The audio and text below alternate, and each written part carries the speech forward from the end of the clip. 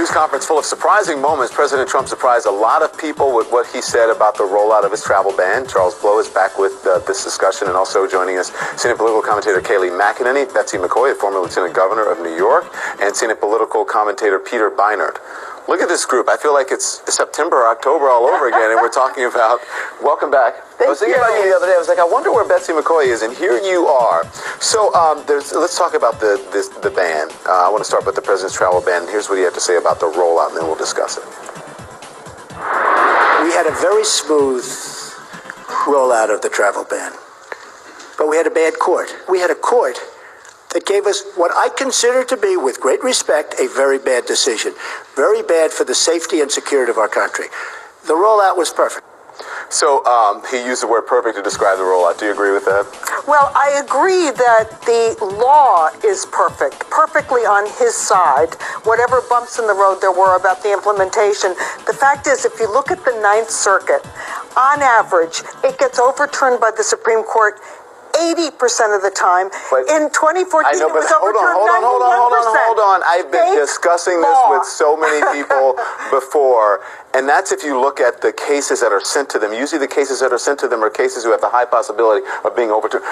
That's why they send them to them, because they're problem cases. If it's not a problem case, it doesn't go to that court. Well, anything goes to that court that's in their jurisdiction. Yeah. And the fact is, they have a very bad record. They are extremely left-wing. It's not a bad record. It's not a bad record. It's part of the function of that court.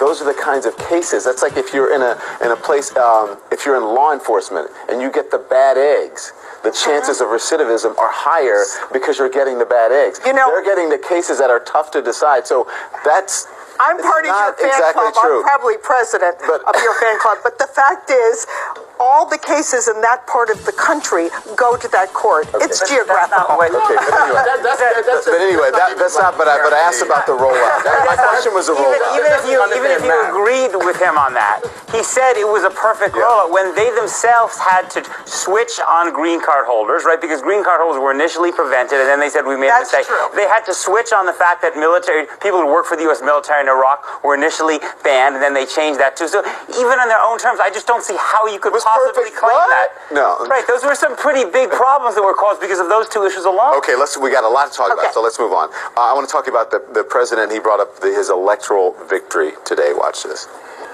Well, it's not true, right? So let's just, it's not, he stated it as fact. It's not a fact.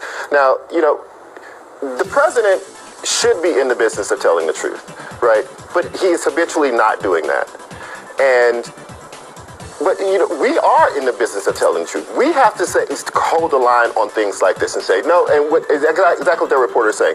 You are saying things to the American people that is patently, provably not true. And what we would do if I decided something in my column that was factually incorrect, as soon as it comes to my attention, a correction is printed because I generate. No, I'm sorry. Let me finish. Because I generated. Because I want people to trust me. This president, even when presented with the idea that it is false, well, somebody gave it to me. I don't know. You know, just say it's not correct. Put the graph up, Kayleigh, before you respond, because again, if you look at those numbers, you can do a Google search. The information that he's given is wrong. It's incorrect information. Does that concern you at all? Well, first, I want to disagree with Charles here. When he was confronted with the accurate numbers, he stopped that line of factual reasoning. He stopped it there. He did exactly what Charles would have done when he issued a retraction. Here, let's talk about some facts. Absolutely let's talk about, I let you finish. Let's talk about some facts. President Trump did have a historic victory. He was the first Republican president ever to win Wisconsin, Pennsylvania, and Michigan since the 1980s. Okay, that is a fact. I give you that, but that's not what he said. Okay, but let's also look in his exchange with Jim Acosta. Jim Acosta said Hillary Clinton deleted 30,000 emails. President Trump corrected him. It was 33,000.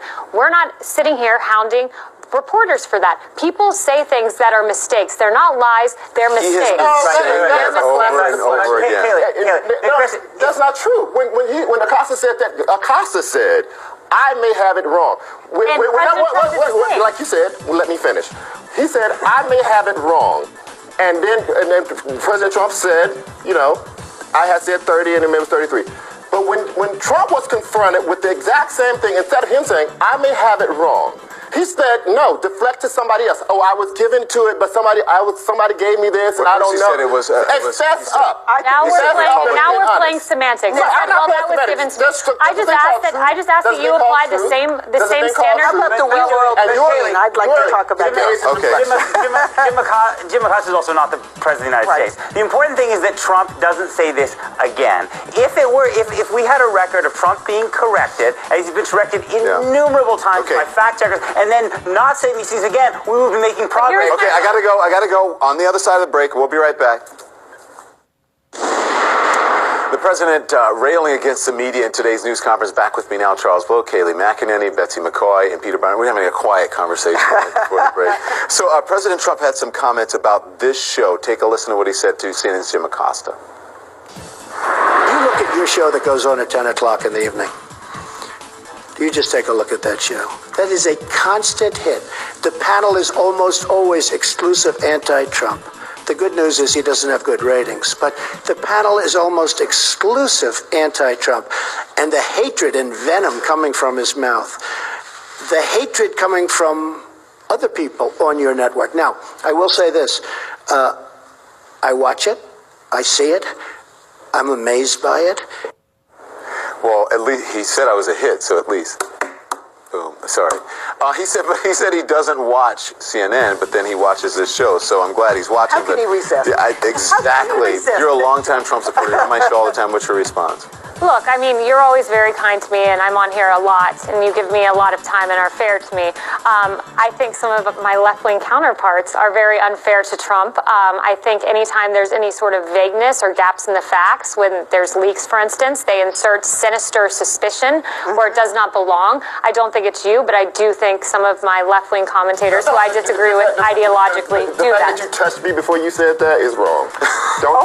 No, ma'am. Don't do that. Don't touch me and then say launch into your sinister motivations diatribe. Okay. That's not going to happen tonight, ma'am. I didn't realize there's a 1-inch barrier where I'm not allowed to get close to you, Charles Blow. But now I know, so I'll scoot over this way a tad bit. You can scoot until you fall off that ledge. Okay. What I'm telling you is don't touch me. All right. But Charles, this is the problem. This is the problem, and it was what you just said to me is a lot like what Maxine Waters said today when she said, "Look, don't ask to meet with me, President Trump. I don't even want to meet with you. We're all Americans. Maybe you don't feel that way. We have one president. We should all want him to succeed, and we should all be friends at the end of the day and hug it out. And if you don't want to do that, you don't have to do that. You're about to turn this from a civil conversation into me telling... Because we're all Americans. No, ma'am. Because we're all Americans. Because now that's a very personal attack to say that I don't believe that I'm an American.